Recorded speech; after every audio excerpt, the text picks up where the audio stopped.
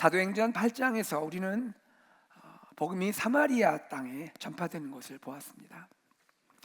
사마리아 땅까지 전파된 이 복음은 이제 땅끝을 향하고 있습니다. 땅끝으로 확장이 되어가고 있습니다.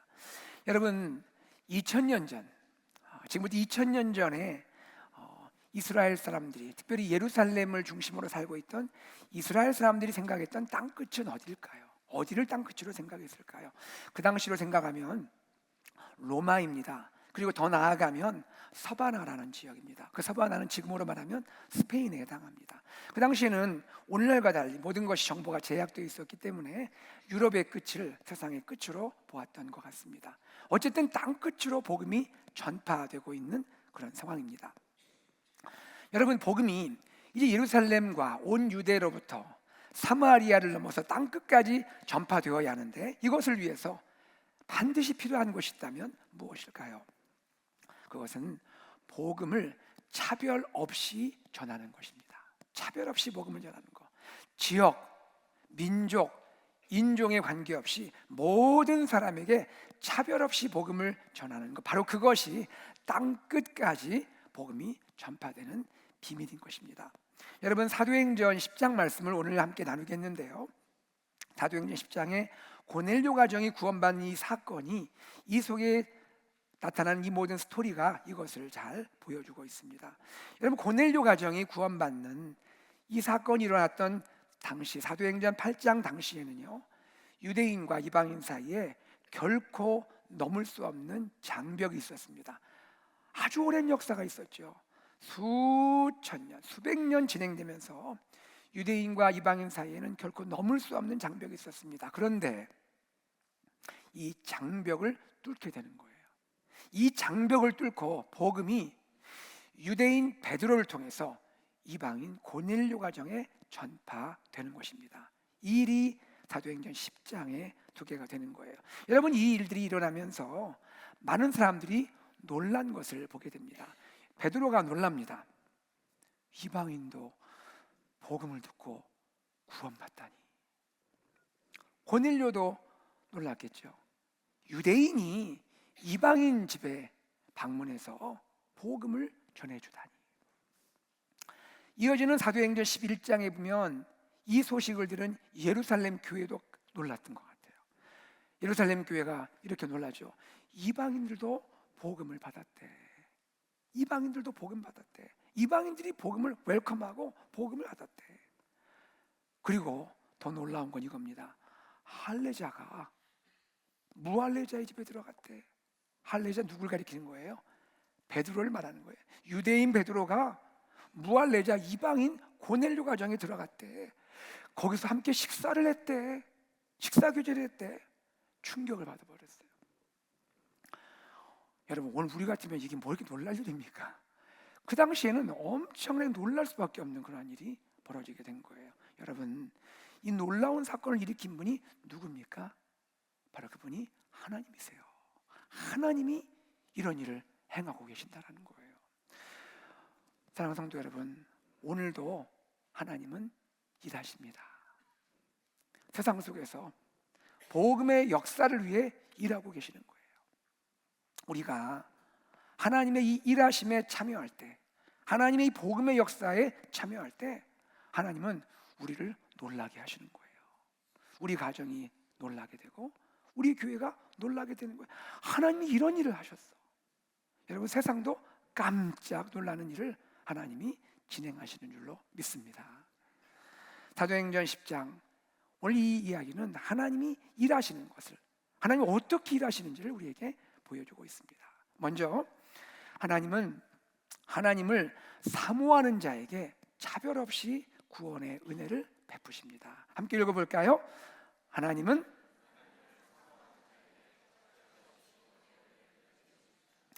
이 이야기에 등장하는 고넬료를 생각해보죠. 고넬료는 로마 군대의 백부장입니다. 로마 군인 100명을 거느리는 지휘관, 장교였단 말이죠. 그의 군대는 헤롯 아그리빠 왕의 관할 아래에서 지역은 그 가이사랴라는 지역에 주둔했던 것으로 보입니다. 그리고 고넬료는 어떤 사람이냐면, 고넬료는 말 그대로 이방인이에요. 그런데 이방인인데 그가 유대교로 개종을 했던 것 같아요. 종교적인 개종이죠. 하지만 사도행전 10장에서 고넬료를 말할 때 계속해서 이방인이란 표현을 한 걸 보면 그의 개종은 완전한 개종이라기보다는 반개종, 유대교로의 반개종이 아니었을까 생각을 합니다. 이렇게 이해할 수 있는 거죠. 이방인이었는데 고넬료는 유대인 회당에 가서 함께 예배를 참여하는 것을 생각할 수 있죠. 그러나 그는 할례를 받을 정도의 그런 유대인은 아니었던 것으로 짐작이 되는 것입니다. 중요한 것은 이것입니다. 고넬료는 경건한 사람이었어요. 경건한 사람이었고 가족들과 자녀들도 있었겠죠. 함께 다 초청해서 하나님을 예배하는, 경외하는 사람이었다는 것이죠. 그리고 주목할 것이 있습니다. 이 부분이 참 중요한데요. 그는 이스라엘 백성들에게 구제를 많이 했다 했어요. 여러분 생각해 보세요. 고넬료는 사실은 이스라엘 입장에서 볼 때는 로마 점령군입니다. 로마 군대 점령군의 지휘관이에요. 그렇게 이스라엘에 와 있지만 그는 오히려 피점령민 이스라엘 백성들을 긍휼히 여기고 불쌍히 여기고 그들의 약할 때 가난한 자들을 많이 구제하고 도왔다라고 말하고 있는 것이죠. 그리고 고넬료는 항상 하나님께 기도했다 그랬습니다. 항상 하나님께 기도하는 사람. 여러분 하나님께서 고넬료의 구제와 기도를 인정하신 것을 보여주는데요. 이것을 통해서 우리는 무엇을 알 수 있습니까? 고넬료의 구제와 기도는 진실한 것이었다. 진정한 구제였고 진정한 기도였다라는 것을 알 수 있습니다. 자, 제가 이렇게 고넬료를 소개해 드렸는데 그런데 여기에서 가장 중요한 건 뭘까요? 이 맥락을 볼 때 가장 중요한 것은 고넬료는 여전히 이방인이라는 것입니다. 이방인이라는 거예요. 그런데 이방인인 그의 삶에 어떤 일이 일어나게 됩니까? 하나님께서 이방인 고넬료에게 구원의 은혜를 베풀어 주셨다라는 거예요. 여러분 사도행전 10장 4절 말씀을 같이 읽겠습니다. 사도행전 10장 4절 하반부에 보면 고넬료에 대해서 소개가 됩니다. 함께 읽습니다. 시작.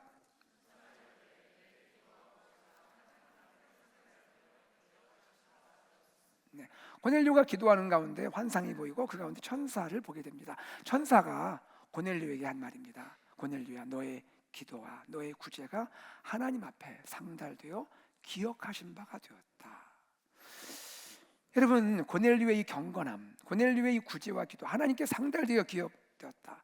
저는 이 말씀을 생각하면서 나도 우리 공동체도 우리가 하나님을 향해서 드려지는 모든 것이 있는데 이것이 다 하나님이 받으실 만한 것이면 좋겠다 생각합니다. 여러분 우리의 모든 것이 주님께 드려지는 모든 것이 하나님께 받으실 만한 것이 되기를 소망합니다. 여기에 하나님께 상달되고 기억하신 바가 되었다라는 말이 나오는데 이 말의 원문의 의미는 이런 겁니다. 이렇게 번역을 해요. 기억 제물로서. 영어로는요 메모리얼 어퍼링이라고 합니다. 유대인들이 드렸던 제물 중에 하나님께 기억되기 원해서 드린 제물이 있는데 그것이 기억 제물이라는 거죠. 기억제로서, 기억 제물로서 하나님 앞으로 올려졌다. 이거를 영어 표현은 come up이라고도 하고요. 어떤 데는 ascend라고 표현합니다. 이것들이 다 하나님께 올려졌다라는 의미입니다. 여러분, 여기서 우리가 이 부분을 이해하면서 잘 생각할 것이 있습니다. 여러분, 고넬료의 행위 얼마나 귀합니까? 고넬료의 경건 너무나 소중하죠. 그의 구제, 그의 기도 진실한 것입니다. 그러나 이것이 그의 구원의 조건이 되었다는 의미는 아닌 것입니다. 그렇지만 하나님은 이 고넬료를 기억하신 거예요. 그리고 하나님의 주권적인 뜻 가운데 하나님은 고넬료에게 구원의 은혜를 베풀어 주셨던 거예요. 여러분 역대하 말씀이 떠오릅니다. 역대하 16장 9절 말씀을 여러분과 함께 나누기 원합니다. 함께 읽어볼까요? 시작.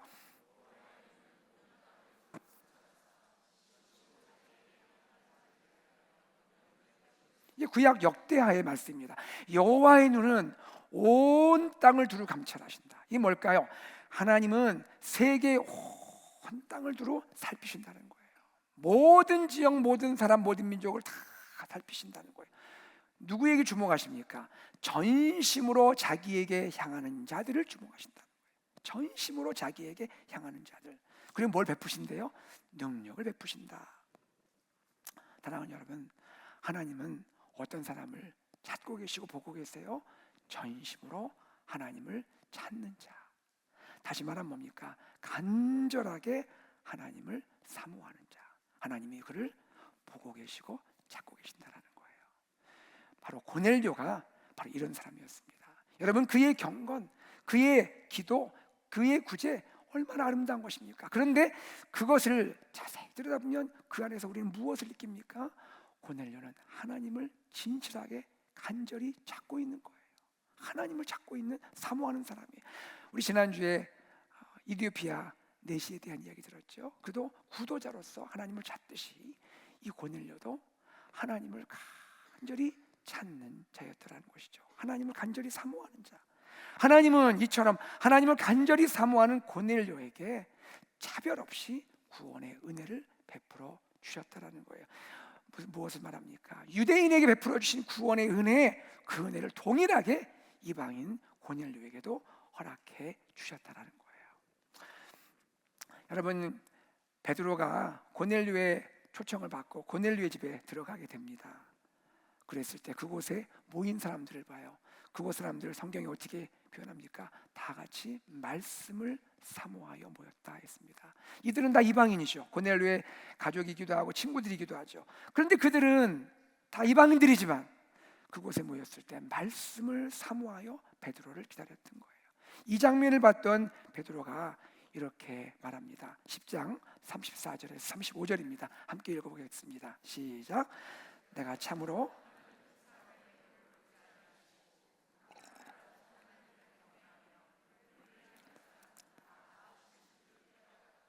베드로가 깨달았다는 거예요. 사도였는데 그 대사도였던 베드로도 깨달았다는 거예요. 이것을 보면서 뭘 깨달았대? 하나님은 사람을 보실 때 외모로 보지 않는다는 거예요. 여기 외모가 잘생겼다는 얘기 아니죠? 그가 어떤 사람이든 누구든 하나님 그걸 보지 않으신다는 거예요.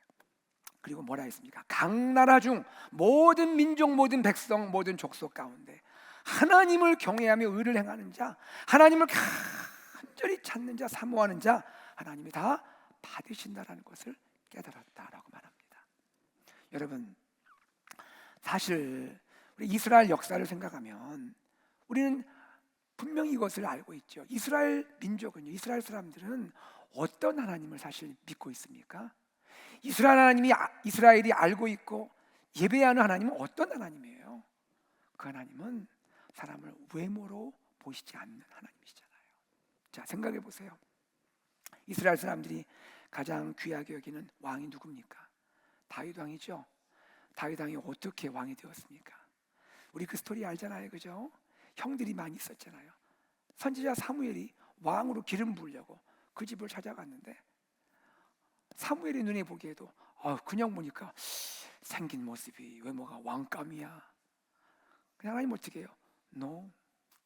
둘째도 no. 다 지나가죠. 이 집에 아들 더 없냐? 들에서 양치는 막내가 있습니다. 데려와라.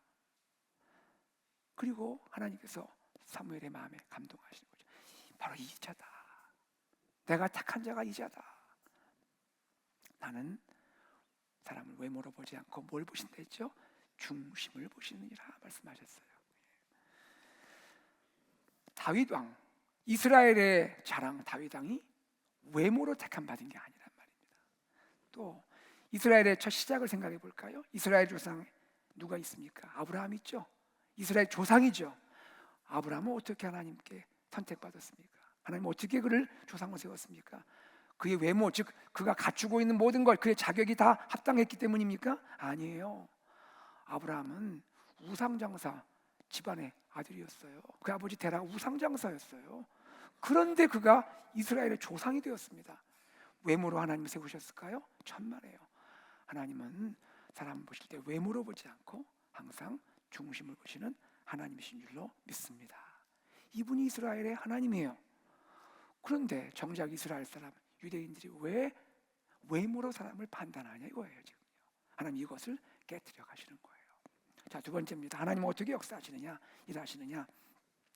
하나님은 복음을 전하는 자의 마음에서 편견을 깨뜨리십니다. 시작. 하나님은 복음을 전하는 자의 마음에서 편견을 깨뜨리십니다. 베드로를 보십시오. 베드로가 환상을 보게 되죠.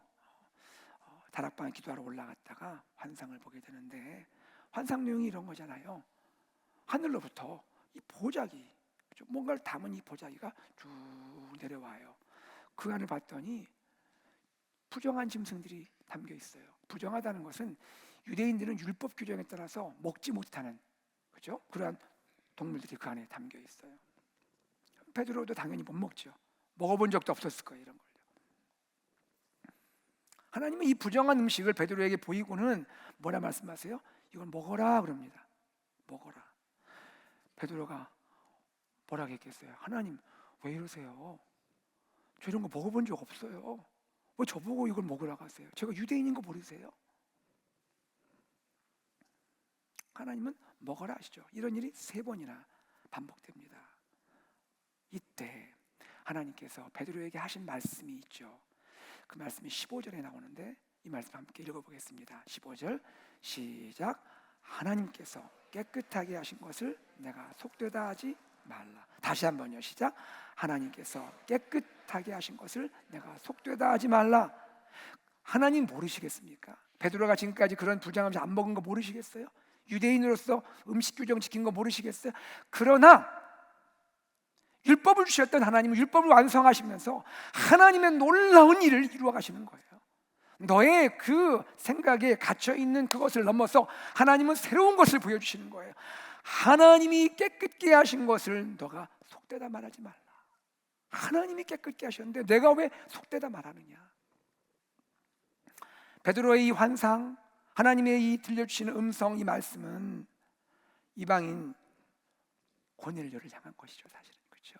단지 음식에 대한 게 아니죠. 잠시 후에 있을 이방인 고넬료의 구원을 암시하는 거죠. 고넬료 가정이 이제 너로 인해서, 너를 통해서 복음을 듣게 될 것이고 그들이 하나님의 거룩한 백성이 될 거야. 이 말씀을 하시는 거죠. 베드로야, 이방인 고넬료를 받아라 라고 말씀하시는 거죠. 환상이 지나가고 그리고 베드로가 고넬료 가정에 방문하게 되죠. 그리고 그곳에 모여있는 고넬료 집사람들에게 복음을 전하게 됩니다. 그럴 때 그들이 분명히 이방인인데, 유대인들이 상종도 안 했었는데, 그 이방인들이 베드로가 전한 말씀을 들을 때 성령이 임하면서 그들이 마음을 열고 다 예수를 구주로 영접하면서 하나님을 높이는 것을 베드로가 체험하게 되는 것입니다. 여러분, 이 일들을 통해서 하나님은 베드로 안에 있는 편견을 깨뜨리시는 거예요. 편견을 깨뜨려요. 베드로는 단지 개인 베드로가 아니죠. 유대인 신자들의 대표 아닙니까? 유대인의 대표로서 그 안에 뿌리 깊게 자리했던 편견이 깨트려지고 있는 것이죠. 여러분, 복음이 세계 열방으로 흩어지고 전파되어야 할 때 그것을 막을 수 있었던 장애물이, 큰 장애물이 사라져가고 있는 거예요. 실제로 예루살렘 교회에서 이 고넬료 가정이 구원받은 것을 알고 당황했죠. 어떻게 이런 일이 있었는가? 그때 베드로가 자초지정을 다 설명해 줍니다. 그리고 나 들었을 때 예루살렘 교회가 모든 신자들이 그렇구나, 하나님께서 이방인에게도 복음을 전하고 이방인들도 예수 믿고 구원받게 하시는구나, 그것을 깨닫고 모두가 하나님을 찬송하고 예배하게 되었다라고 성경은 말하고 있는 것입니다. 여러분, 베드로를 통해서 우리는 무엇을 보게 됩니까? 사람 안에 있는 편견이 얼마나 위험한 것이냐, 복음이 얼마나 장애물이 되느냐 하는 것을 알게 됩니다. 여러분이 사도행전 10장을 우리가 이야기를 나눴는데, 사실 그 앞부분에 가면 이런 이야기가 나와요. 여러분, 베드로가 고넬료 집에 가서 복음을 전하기 전에 어디에 머물고 있었죠? 어디에 있다가 기도 가운데 환상을 봤죠? 그 지역이 요빠입니다. 요빠에 시몬이라는 사람의 집에 거하고 있었어요. 시몬. 여러분, 시몬의 직업이 뭘까요? 시몬을 가리켜 성경은 무두장이라고 표현합니다. 말이 어려워요. 무두장이 뭐예요? 짐승의 가죽을 가지고 뭔가를 만드는, 제조하는 가죽 제조공입니다. 여러분 생각해 보세요. 유대인 얘기를 다시 해볼게요. 유대인들이 이러한 규정들에 아주 철저히 지키고 매연인 사람들이잖아요. 유대인들은 죽은 이 사체를 만집니까 안 만집니까? 부정하게 여기잖아요. 동물이든 뭐든 죽은 거 안 만집니다. 그런데 무두장이는 어떻게 해야 돼요? 죽은 동물에게서 그쵸? 모든 껍질을 다 벗겨내는 거잖아요. 피부를 다 벗겨내서 그걸 가지고 뭔가 만드는 거잖아요. 그러니까 유대인 사회에서 이 무두장이는 차별된 거예요. 사실은 그들은 함께하지 못한 사람이라고 소외됐던 거예요. 여러분 옛날에 우리 조선시대를 생각해도 금방 이해할 수 있는 거예요. 여러분 불과 얼마 되지 않은 얘기입니다. 조선시대에도 여러분 이러한 사람들이 함께하지 않는 그러한 소외된 계층들이 많이 있었죠. 따로 격리돼 살았죠. 그들 가운데 백정이 있었습니다. 사람들이 사람 대우를 안 하는 거예요. 선교사들이 들어와서 그 백정들의 마을로 들어간 거예요. 복음을 전한 거예요. 예수님 사랑을 나눈 거예요. 그들을 사람으로 대우해 준 거예요. 여러분 이것이 복음의 놀라운 역사인 것입니다. 생각해 보세요. 베드로가 무두장이 시몬의 집에 유숙했다. 뭐가 느껴지세요? 베드로도요 나름대로는요 상당히 개방적인 사람인 거예요. 그렇죠? 개방적이잖아요. 그런데도 그 마음 뿌리 깊은 곳에 있는 이 편견을 이기지는 못하고 있는 거예요. 이방인은 아니라고 생각하는 거예요. 이 편견, 우리 안에 깊이 뿌리 내린 편견이 있을 때 이 편견이 결국 복음이 나로부터 누군가에게 나가는 것을 막게 된다는 것이죠. 이런 말이 있습니다. 복음 전도의 가장 큰 장애물은 전도자 자신이다. 한번 같이 해볼까요? 복음 전도의 가장 큰 장애물은 전도자 자신이다. 우리가 증인으로서 주의 복음을 증거하기 원하고 있습니다. 우리 마음에 편견이 깨어져야 만드는 거예요. 증인은 어떤 사람인 거예요? 결국에는 사람을 사랑하는 사람이에요. 사람을 사랑하니까 내가 만난 예수님을 그도 믿기를 원하는 거죠. 그런데 사람을 사랑해야 할 이 증인의 마음속에 편견이 가득하다. 그것이 마음에 자리한다. 그것이 내 마음 꽉 붙들고 있다. 어떻게 우리가 증인의 사명을 감당할 수가 있겠습니까? 편견에서 자유케 돼야 되죠. 제가 여러분 이렇게 설교도 하고 목회하고 목회자로서 좀 섬기고 있는데 제 어렸을 때 이야기를 한번 드리면 제가 어렸을 때 아주 개구장이었어요. 제가 그냥 개구장이라 안 하죠. 아주라고 했습니다. 제가 아주 개구장이었어요. 제가 교회를 들어갈 때 당연히 문으로 들어가야 하는데 어쩔 때는 이게 그냥 막 개구장이 끼가 올라와서 담 넘어 교회를 들어가고 했습니다. 그리고요 제가 다니는 동안 교회 바닥이 마루였는데 교회 마루를 청소할 사람이 필요가 없었어요. 제가 다 쓸고 다녔거든요. 다 뒹굴어 다니고 그냥 뛰어다니고 그랬습니다. 제가 5학년 때를 기억합니다. 5학년 때 저희 교회 선생님이 저를 부르더니 이렇게 말씀해 주더라고요. 준섭이 너 당분간 교회 안 나오면 좋겠다. 예. 얼마나 힘들었으면. 제가 남 괴롭힌 건 아니지만 아주 개구장이었거든요. 그런데 시간이 흘러서 제가 대학교 앞에 있는 어느 복사집에서 복사가게에서 그 선생님을 딱콩 만나게 된 거예요. 딱 만났는데 그 선생님도 너무 오랜만에 저를 만나니까 반갑기도 하고 또 궁금하기도 하잖아요. 저에게 조심스럽게 묻더라고. 지금 뭐 하고 있어? 제가 저 신학교 다니고 있습니다. 그래요? 여러분 이렇게 개구장이었던 제가 지금 목회자가 되어 주님을 섬기고 있습니다.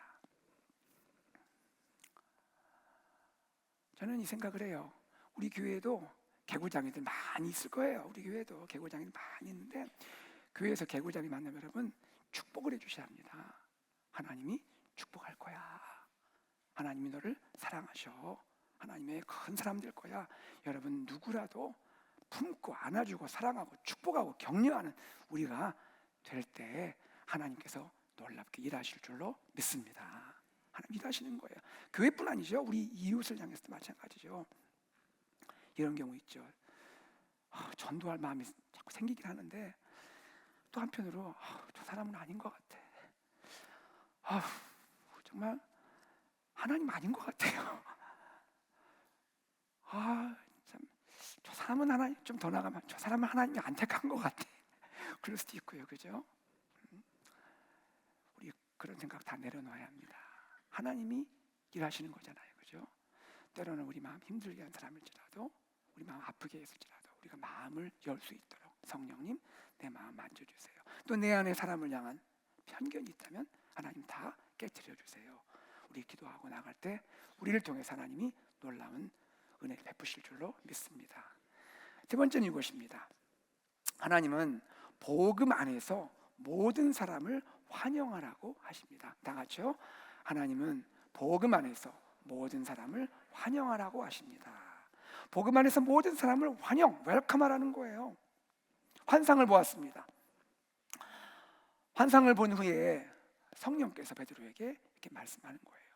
베드로야, 너 지금 너를 찾으러 온 사람이 있을 거야. 그들을 너희가 잘 환영하고 그들과 함께 그들이 너를 인도하는 곳으로 가라라고 말씀하십니다. 실제로 성령의 음성을 듣고 나서 대문이 쾅쾅쾅쾅 두드려지죠. 여러분, 이 모든 일이 신비하게 이 타이밍에 탁탁탁탁 이루어지는 게 신기하죠. 성령께서 하시는 거예요. 문을 열고 봤더니 이방인들이 서 있는 거예요. 어디서 온 사람들이에요? 저 고넬료 집에서 온 사람들이에요. 여기 베드로가 계십니까? 베드로가 내가 당신들이 찾는 베드로입니다. 그입니다. 이야기를 듣고는 그리고는 이제 함께 가기로 합니다.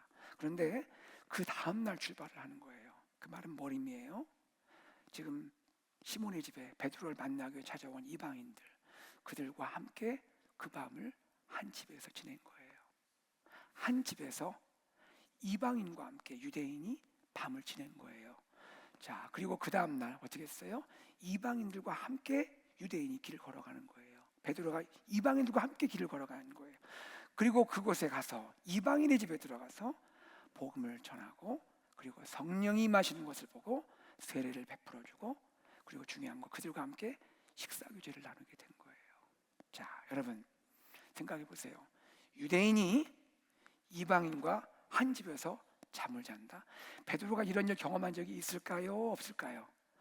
아마 없었을 겁니다. 이런 적이 없었을 거예요. 이방인과 함께 먼 길을 따로 걸어간다? 아마 그것도 없었을 거예요.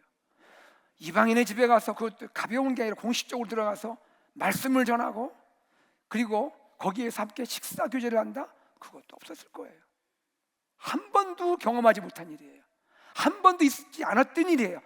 그런 상상할 수도 없었던 일이 현실로 이루어지고 있는 거예요. 사도행전 10장에서 이루어지고 있는 거예요. 같이 걸을 수 없는 사람들이 같이 걷게 되고 같이 지낼 수 없는 사람들이 같이 지내게 되고 같이 식사할 수 없는 사람들이 같이 식사하게 되는 모습. 유대인과 이방인이 동행하는 아름다운 장면. 이것이 사도행전 10장의 역사인 것입니다. 어떻게 이런 일이 가능합니까? 수천 년 동안 유대인과 이방인의 그 사이를 막았던 장벽이 있었는데 어떻게 이것이 가능합니까? 어떻게 유대인과 이방인이 하나 되고 한 가족 되고 한 형제 자매가 되고 한 지체가 될 수 있습니까? 이것은 사람이 하는 일이 아닙니다. 이것은 전적으로 성령님의 역사인 줄로 믿습니다. 성령님이 역사해 가시는 거예요. 여러분, 성령님의 역사가 내 삶에 우리 공동체 안에 먼저 일어나게 하는 거예요. 그럴 때 우리를 통해서 우리 교회 울타리를 넘어서 우리 이웃과 많은 사람들과 함께 우리가 한 가족 될 수 있고 한 형제와 자매가 될 수 있고 그리스도 안에서 한 지체가 될 수 있는 것입니다. 우리를 하나 되게 하시는 거, 하나됨을 확장시켜가는 거 성령의 역사인 줄로 믿습니다. 이를 위해 성령께서 먼저 내 안에 있는 우리 안에 있는 편견을 깨트려 주셔야 하는 거예요. 사랑하는 여러분, 편견 깨기는 쉽지 않다고 했죠. 우리가 기도해야 합니다. 하나님, 내 능력, 내 힘으로 편견이 깨이지 않습니다. 성령님, 내 마음을 만지시고 부드럽게 하시고 깨트려 주셔서 편견을 넘게 해주시고 장애물을 넘게 해주시고 우리가 누구에게라도 손을 내밀고 함께 안아주고 함께 그리스도의 사랑을 나눌 수 있도록 하나님 우리를 축복하여 주옵소서. 증인으로 나가게 하여 주옵소서. 기도할 수 있는 저와 여러분 되기를 소망합니다. 말씀 맺습니다. 사랑하는 여러분, 복음이 땅끝을 향하고 있습니다. 땅끝을 향한 복음의 전파 오늘도 계속되고 있습니다. 우리들 가운데 이루어지고 있습니다. 2025년에 AKPC 공동체를 통해서 진행되고 있습니다. 주님이 사랑하는 그 한 영혼, 그가 이방인일지라도 세상 땅끝과 같은 그러한 곳에 있는 사람들, 땅끝과 같은 삶을 사는 사람들, 바로 그들에게 복음이 필요합니다. 주님이 우리에게 말씀하십니다. 너의 마음의 편견을 내려놓으면 안 되겠니? 교회 공동체 안에 혹시 편견이 있다면 다 하나님 앞에 내려놓으면 안 되겠니? 우리가 그것을 성령의 능력으로 뛰어넘고 나갈 때 하나님께서 우리 교회를 귀하게 사용하실 줄로 믿습니다.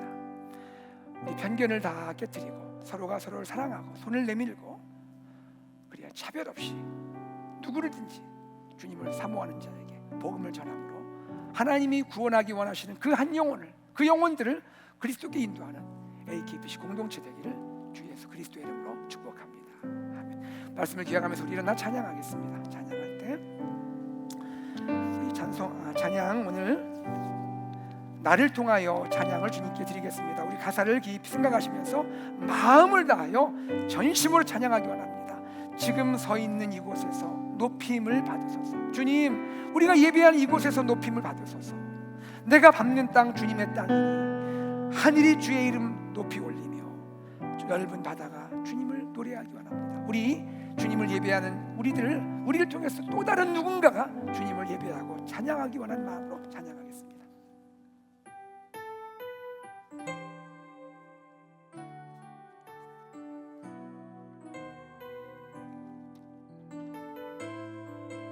지금 서 있는 이곳에서 높임을 받으소서.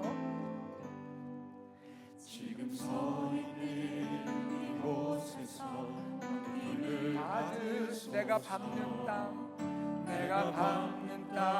주님의 땅 하늘이 주의 이름 높이 올리며 하늘이 주의 이름 높이 올리며 넓은 바다가 주를 노래 모든 만물 주님을 경배합니다. 모든 만물 주를 모든 입술을 주를 찬양해. 모든 입술 주를 천지를 지으신 만물의 통치자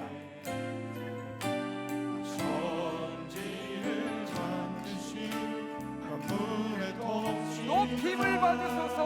높임을 받으소. 내 평생의 주의 이름 높이며 평생의